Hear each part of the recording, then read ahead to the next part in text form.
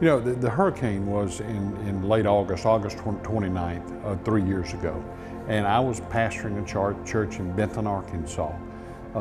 And at the time, I had no intention of coming down here after the storm because my wife had cancer and I was her caretaker. And later on in that year, she had a couple of other operations and actually had prayed a prayer, and the prayer went something along the lines of, if I make it through this operation, we've got to go do the mission. Came down and we met with this local church here. We saw that Westside was in a very good location as far as being able to help in the recovery effort.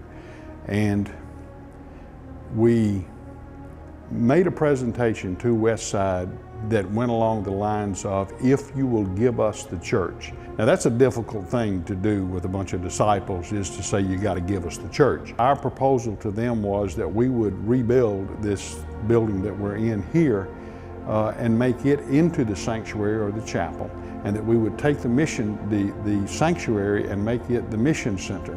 We were able to move into the parsonage. My wife passed about 3 weeks after, and I will never forget some of the folks from up in Meridian, Mississippi came down and made a really special effort to get her into the parsonage, and she spent her last 3 weeks there. Here at Westside, we made the decision that we would not only house volunteers, but that we would find jobs and select people that needed a hand up, not a hand out, and actually go out and help them to rebuild their houses. That's what we've accomplished over the last 2.5 years. This is the sleeping area. And as I mentioned to you earlier, we found bunk bed plans that were where we could build bunk beds that are designed to accommodate younger people, but also, you know, more mature adults, where you've got good sleeping facilities. And we can sleep up to 25 here comfortably. We have had over 3,400 volunteers in here that have brought their time, their resources, their love, their commitment to helping God, to help us help people in New Orleans to rebuild where we are here.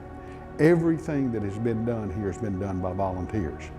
Today, this facility is here. You see how beautiful it is. It's paid for. We don't owe a dime.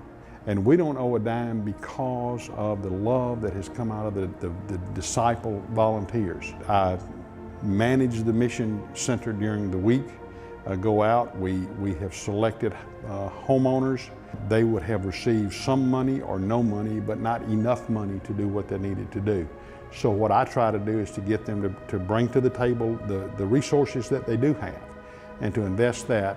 And then we take that, and then volunteers help not only with their time, but with their resources, with their money, and invest in, and we put people back, and we basically do total rebuilds. One of the things that we know is that it's going to take 10 to 20 years to rebuild New Orleans. And if you get out and ride around, especially the lower Ninth Ward where I do most of my work, you can easily see that in 3 years we have not yet even begun to do the things that need to do. So this is a journey, and it is a journey that's going to last 10 years, maybe 20 years. And we're committed here at Westside Mission Center to being a part of that 20-year trek, if that's what it takes. Toward the end of March of this year, I knew that I needed to get out and just to talk to some. There's so many little bitty churches, and they're all, at the time, most all, maybe one or two had been opened back up, but most of them were sitting vacant. And so I got in Big Bird, and I'm riding around, and I saw a vehicle sitting outside of this little church, and I stopped. And as I pulled up in front of the church, this man, elderly man, appeared at the front door. And I asked him, I said, "You the pastor?" And he said, "Yep." And I said, "Can I talk to you?" And he said, "Yep."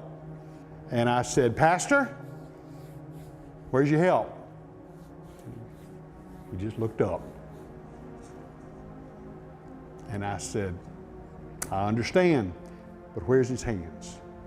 And he looked at me straight in the eye, I'll never forget it, and he said, "They ain't showed up yet. Can we help you, Pastor?" He said, "I ain't got no money." I said, "What if I had a little money, or I had a little material? could we help you rebuild your church? And he looked at me and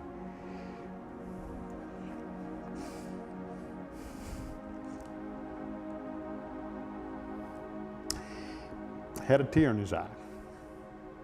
And he said, you know you can. I said, okay.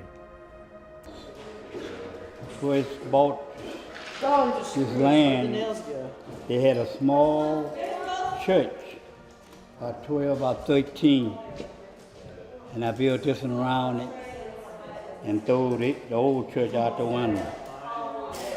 And from that time, I've been pastor here at Greater New Jerusalem Baptist Church. Sometimes membership get big, then it fall off and get big again. But now, the members spread it all over the state. Some of them say they ain't coming back, a few of them say they're coming back. But I believe that God gonna send you members here. Last year, a group of us came down to do some work to help to restore the area here, and when we were shown the entire area and the severe devastation in Ward 9, we determined to come back this year to work in this area, and that's why we're here. And when we were told on Sunday, when we arrived at the church, Westside Christian Church, we were told we would be working in a church to helping to restore it. That was good news to me. And after having met Pastor Washington on Sunday, I am so glad that I'm here working in his church. And just to talk to him and hear his story and where he's come from and how he's determined to rebuild this church at this time is just wonderful. And it's amazing how God has worked through all of this as well. Pastor Washington is committed to reopening his church. He is committed to doing his part. Every morning when we show up, he's there. Every afternoon when we get ready to leave, he's there. The first thing he does every morning, I don't care how many volunteers we have, is he puts everybody in a circle and we say a prayer. Dear Lord, morning once again, thank you, Father. It's great that they give their time and talent here to help build God's church. They couldn't do a better thing to build God's house back. And I know God's pleased, and I'm pleased. Because I was here scuffing by myself, just me and God. And God sent me here. This is about going into a community. And I happen to work in the lower Ninth Ward, but it's true throughout New Orleans. It's true from Moss Point, Mississippi to Port Arthur, Texas. I mean, there were 235,000 homes left destroyed or damaged or unlivable. So I've got just one little piece of the pie here. But as I work with the people in the lower Ninth Ward, I can, with a certain degree of pride, look you in the eye and tell you these people don't want a handout. They just want a hand up. And I can't tell you how many times that I've seen people with tears in their eyes and they make the same statement. I just want to go home. You know, I just want to go home.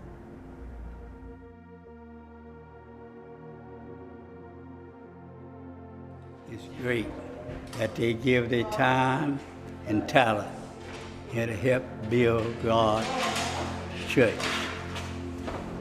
They couldn't do a better thing to build God's house back.